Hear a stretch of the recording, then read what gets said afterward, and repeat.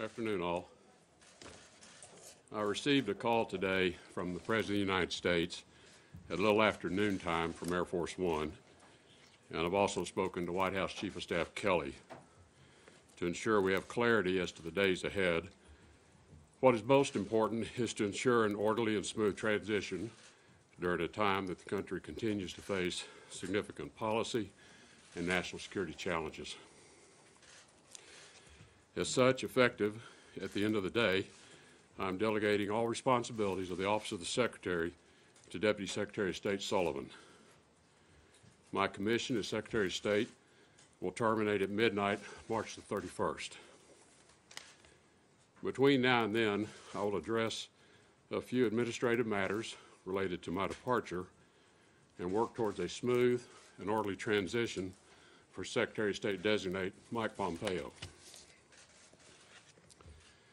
I'm encouraging my policy planning team and undersecretaries and assistant secretaries, those confirmed, as well as those in acting positions, to remain at their post and continue our mission at the State Department and working with the interagency process. I will be meeting members of my front office team and policy planning later today to thank them for their service.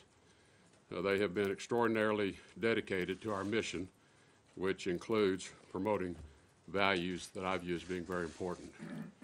So the safety and security of our State Department personnel, accountability, which means treating each other with honesty and integrity, and respect for one another.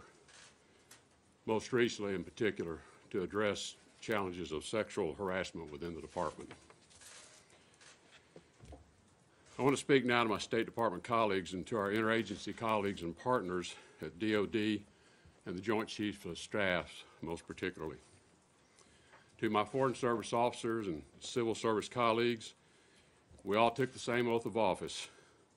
Whether you're a career, employee, or political appointee, we are all bound by that common commitment to support and defend the Constitution, to bear true faith and allegiance to the same, and to faithfully discharge the duties of our office. As a State Department, we are bound together by that oath. We remain steadfast here in Washington and at posts across the world, many of whom are in danger-pay situations without their families. The world needs selfless leaders like these, ready to work with long-standing allies, new emerging partners and allies, who now, many are struggling as democracies, and in some cases are dealing with human tragedy, crisis of natural disasters, literally crawling themselves out of those circumstances. These are experiences that no lecture hall in an academic environment or at a think tank can teach you. Only by people going to the front lines to serve can they develop this kind of talent.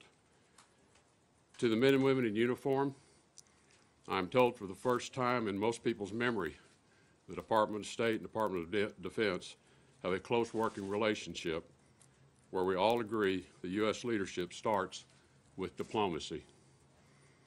The men and women in uniform at the Department of Defense, under the leadership of Secretary Mattis and General Dunford, protect us as Americans and our way of life daily, at home and abroad. As an all-volunteer military, they do it for love of country, they do it for you, and they do it for me, and for no other reason. As Americans, we are all eternally grateful to each of them, and we honor their sacrifices. The rewarding part of having leadership and partnerships in place is that you can actually get some things done. And I want to give recognition to the State Department and our partners for a few of their accomplishments under this administration. First, working with allies, we exceeded the expectations of almost everyone with the DPRK Maximum Pressure Campaign. With the announcement on my very first trip as Secretary of State to the region that the era of strategic patience was over, and we commenced the steps to dramatically increase not just the scope, but the effectiveness of the sanctions. The Department undertook a global campaign to bring partners and allies on board in every country around the world, with every embassy and mission raising this to the highest levels. And at every meeting I've had throughout the year, this has been on the agenda to discuss. The adoption of the South Asia strategy with a conditions-based military plan as the tool to compel the Taliban to reconciliation and peace talks with the Afghan government. Finally equipped our military planners with a strategy which they can execute, as opposed to a succession of 16 one-year strategies. This clear military commitment attracted the support of allies broadly and equipped our diplomats with a whole new level of certainty around how to prepare for the peace talks and achieve the final objectives.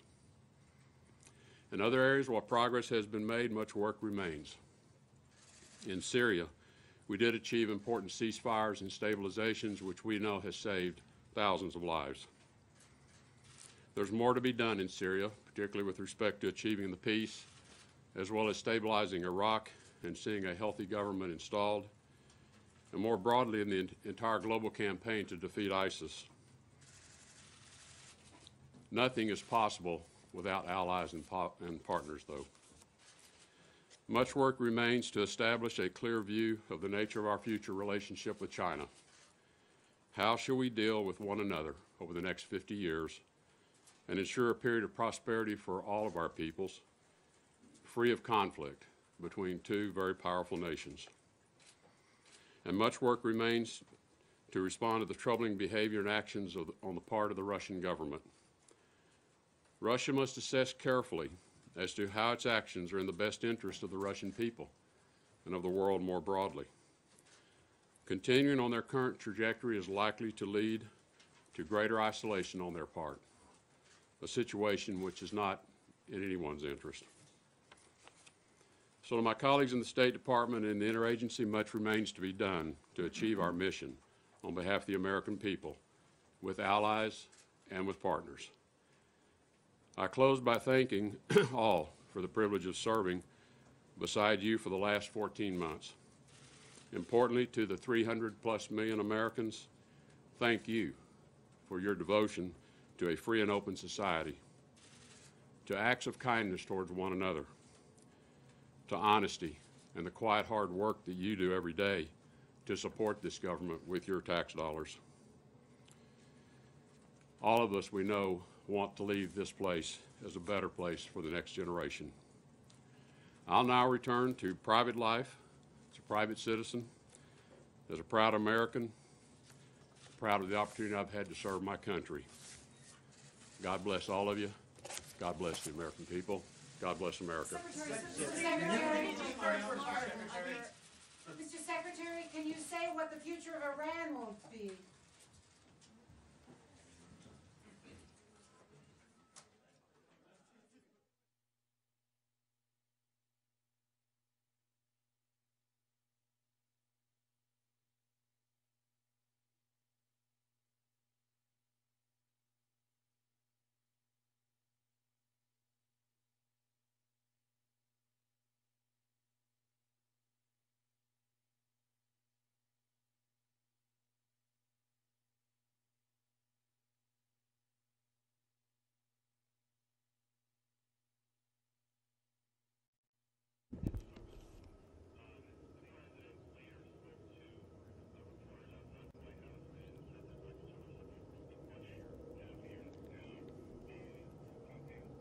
Unit 19339 News.